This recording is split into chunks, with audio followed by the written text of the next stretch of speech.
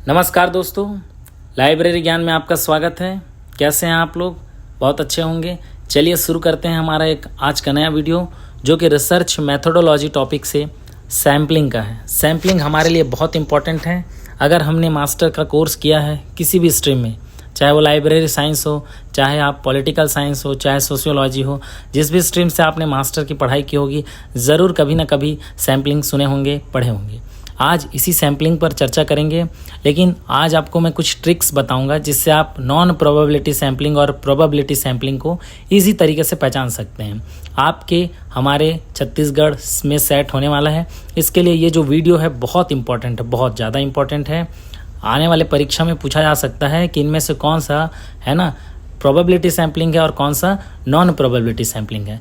तो आपको पहचान होना चाहिए कि कौन सा प्रोबेबिलिटी सैम्पलिंग है और कौन सा नॉन प्रोबेबिलिटी सैम्पलिंग है।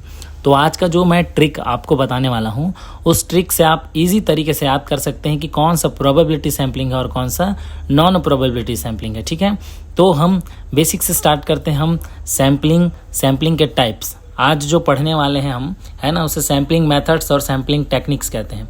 यहाँ से डायरेक्ट क्वेश्चन आता है। आप प्रीवियस ईयर का पेपर उठा के देखिएगा। पेपर 2 लाइब्रेरी साइंस में भी पूछा जाता है कि इनमें से कौन सा नॉन प्रोबेबिलिटी सैम्पलिंग है और कौन सा प्रोबेबिलिटी सैम्पलिंग है। तो आपको याद होना चाहिए कौन सा संभावित है, कौन सा असंभावित है ना। तो ये बहुत ईजी तरीके से आपको बता रहा हूँ और आपको बहुत ईजी तरीके से याद भी हो जाएगा। तो देखिए, हमारे पास रहता क्या है, हमारे पास 2 प्रकार के सैम्पलिंग मेथड्स होते हैं। पहला कहलाता है क्या, प्रोबेबिलिटी सैम्पलिंग। दूसरा क्या कहलाता है, नॉन प्रोबेबिलिटी सैम्पलिंग। तो हम सबसे पहले जो कम है उसे पहले याद करने की कोशिश करते हैं, और जो मेरा ट्रिक है 110% आपको ईजी तरीके से याद करा देगा। ठीक है, तो चलिए शुरू करते हैं बिना समय गंवाए। हमारे पास सैम्पलिंग मेथड्स 2 टाइप के होते हैं, आपको स्क्रीन पे दिख रहा होगा। पहला होता है प्रोबेबिलिटी एंड रैंडम, ठीक है। दूसरा है नॉन प्रोबेबिलिटी और नॉन रैंडम। तो हम नॉन प्रोबेबिलिटी को पहले याद करते हैं, क्योंकि इसका जो ट्रिक है उससे आपको इजी याद हो जाएगा। अगर आप किसी एक ट्रिक से किसी एक साइड को याद कर लेते हैं, जैसे कि इतने नॉन प्रोबेबिलिटी सैम्पलिंग है, तो अपने आप अलग कर पाएंगे कि कौन सा प्रोबेबिलिटी सैम्पलिंग है। आपको नॉन प्रोबेबिलिटी सैम्पलिंग पता है तो आप इजी तरीके से अलग कर सकते हैं कि इनमें से कौन सा प्रोबेबिलिटी सैम्पलिंग है। तो जो नॉन प्रोबेबिलिटी में आ गए उसके अलावा जितने बच गए वो प्रोबेबिलिटी सैम्पलिंग है। ठीक है, तो चलिए शुरू करते हैं। ये ट्रिक याद रखिएगा। ठीक है, आपकी स्क्रीन पे दिख रहा है प्रोबेबिलिटी और रैंडम और नॉन प्रोबेबिलिटी और नॉन रैंडम। ठीक है, अब देखिए, है ना, प्रोबेबिलिटी को हम थोड़ा सा साइड करते हैं, फोकस करते हैं किस पे, नॉन प्रोबेबिलिटी पे। तो पहले एक बार मेरा ट्रिक सुन लीजिए आप लोग, है ना। वो ट्रिक बेहद इंपॉर्टेंट, बेहद ईजी। आप किसी भी परीक्षा में जाओ, चाहे वो PhD एंट्रेंस एग्ज़ाम हो, चाहे वो छत्तीसगढ़ सेट हो, चाहे किसी भी स्टेट का सेट हो, चाहे किसी भी स्टेट का नेट हो, चाहे किसी भी स्टेट का PhD। तो नेट तो एक सेंट्रल लेवल का होता है ना, स्टेट वाइज नहीं होता है। एक सेंट्रल लेवल का एग्जाम कंडक्ट कराता है, उसे नेट देते हैं ना। तो नेट में भी ये पूछा गया है, प्रीवियस ईयर का आप पेपर उठा कर देख लीजिएगा। चलिए शुरू करते हैं। ठीक है, तो हम सबसे पहले किस पे जाते हैं भाई, नॉन प्रोबेबिलिटी पूरा याद कर लेते हैं, तो हमको प्रोबेबिलिटी पूरी तरह से याद हो जाएगा। तो नॉन प्रोबेबिलिटी में एक बार मैं नाम बोलता हूँ, फिर ट्रिक बताता हूँ। ठीक है, पहला है जजमेंट सैम्पलिंग, ठीक है। दूसरा है कन्वीनियंस सैम्पलिंग। तीसरा है क्वोटा सैम्पलिंग। चौथा है पैनल सैम्पलिंग और 5वां है स्नोबॉल सैम्पलिंग। ठीक है, तो ट्रिक ऐसे है, ऐसे याद कीजिएगा कि जज को कन्विंस किया, किसको, जज को हमने कन्विंस किया। जज से अर्थात जजमेंट सैम्पलिंग, कन्विंस से कन्वीनियंस सैम्पलिंग। जज को हमने कन्विंस किया कि आप एक कोटा केस लड़िए। कैसा केस, कोटा केस, अर्थात ST SC OBC जो भी कोटा है, आप ऐसे याद करने के लिए ना, कोटा केस लड़िए। तो हमको जज रिप्लाई देते हैं, ठीक है हम आपका केस लड़ते हैं। हम एक पैनल गठित करते हैं। क्या गठित करते हैं, पैनल गठित करते हैं। एक पैनल बनाते हैं, जिस पैनल का नाम क्या रखेंगे, स्नोबॉल रखेंगे। जज का हमसे रिप्लाई मिलता है, जज से हमको रिप्लाई मिलता है कि हाँ ठीक है, आपके कोटा का केस हम लड़ेंगे, लेकिन एक पैनल गठित कर रहे हैं, उस पैनल का नाम है स्नोबॉल। बस इतना ही आपको याद रखना है, आपको इजी याद हो जाएगा। तो फिर से एक बार मेरे साथ दोहराते हुए 2 से 3 बार दोहराते हैं, आपको इजी तरीके से याद हो जाएगा। पहला है जजमेंट सैम्पलिंग, अर्थात जजमेंट सैम्पलिंग आपको इजी ट्रिक से याद करना है। तो जज को निकाल दो, जज को अलग कर दो, जजमेंट से जज, है ना। जज को कन्विंस किया, कन्वीनियंस से कन्विंस, ठीक है। जज को कन्विंस किया कि कोटा केस लड़ना है। कैसा केस लड़ना है भाई, कोटा केस लड़ना है ना। ST SC OBC जो भी मैटर्स हैं वो केवल याद करने के लिए। तो कोटा केस लड़ना है ना, जिसके लिए एक पैनल गठित किया गया। उस पैनल का नाम क्या था, स्नोबॉल था। बस इतनी चीज़ें आप याद रखते हैं तो आपको नॉन प्रोबेबिलिटी सैम्पलिंग बहुत ईजी ढंग से याद रहेंगी। ठीक है, ये इजी और बहुत इम्पॉर्टेंट है। फिर से मेरे साथ एक बार दोहराइएगा आप लोग कि जज को अर्थात जजमेंटल सैम्पलिंग, कन्विंस किया अर्थात कन्वीनियंस सैम्पलिंग। किसके लिए कन्विंस किया भाई? कोटा के लिए, है ना। तो कोटा सैम्पलिंग, तो उन्होंने एक पैनल गठित किया, पैनल सैम्पलिंग, ठीक है, जिसका नाम क्या रखा है? स्नोबॉल्स, तो अर्थात स्नोबॉल सैम्पलिंग।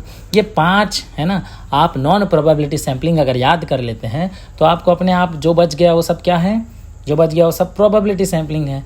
और आप चाहते हैं कि प्रोबेबिलिटी भी याद करना चाहते हैं तो प्रोबेबिलिटी के लिए भी मैं इजी ट्रिक और टेक्निक्स बता देता हूं जिससे याद कर सकते हैं। लेकिन मुझे ऐसा लगता है कि अगर आप नॉन प्रोबेबिलिटी याद कर लेते हैं तो आपको प्रोबेबिलिटी याद करने की ज़रूरत भी नहीं है, क्योंकि आप तो अलग कर लिए।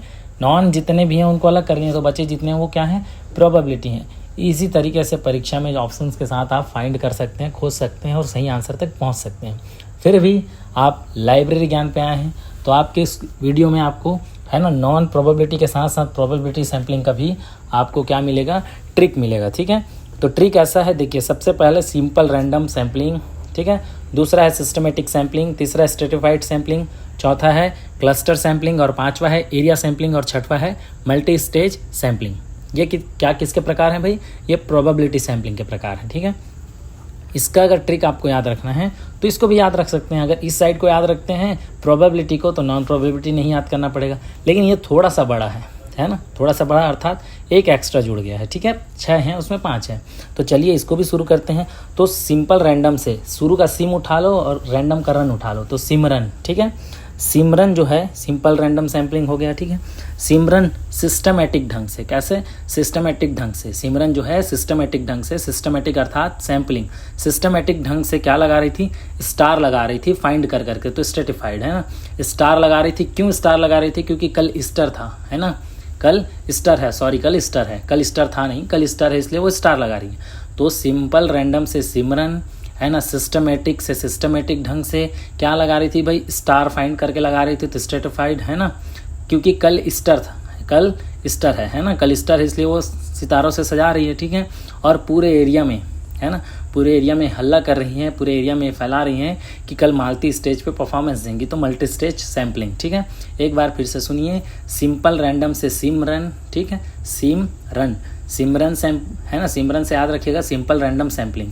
सिमरन जो थी सिस्टमेटिक सैम्पलिंग, सिस्टमेटिक ढंग से क्या लगा रही थी? स्टार लगा रही थी, क्योंकि कल ईस्टर है ना, कल ईस्टर है, इसलिए क्या स्टार लगा रही थी और अपने एरिया में हल्ला कर रही थी कि कल जो है मालती स्टेज पे परफॉर्मेंस देंगी, तो मालती स्टेज अर्थात मल्टी स्टेज सैम्पलिंग। ठीक है, इस तरह से आप प्रोबेबिलिटी सैम्पलिंग को भी और इसी तरीके से याद कर सकते हैं। एक बार फिर दोनों ट्रिक्स को मेरे साथ दोहराइए तो बहुत इजी ढंग से याद हो जाएगा। प्रोबेबिलिटी सैम्पलिंग को पहले देखते हैं, फिर नॉन प्रोबेबिलिटी। ठीक है, तो प्रोबेबिलिटी का ट्रिक ये है कि सिमरन अर्थात सिंपल रैंडम सैम्पलिंग, ठीक है, सिमरन जो थी सिस्टमेटिक ढंग से क्या लगा रही थी भाई? स्टार लगा रही थी, है ना।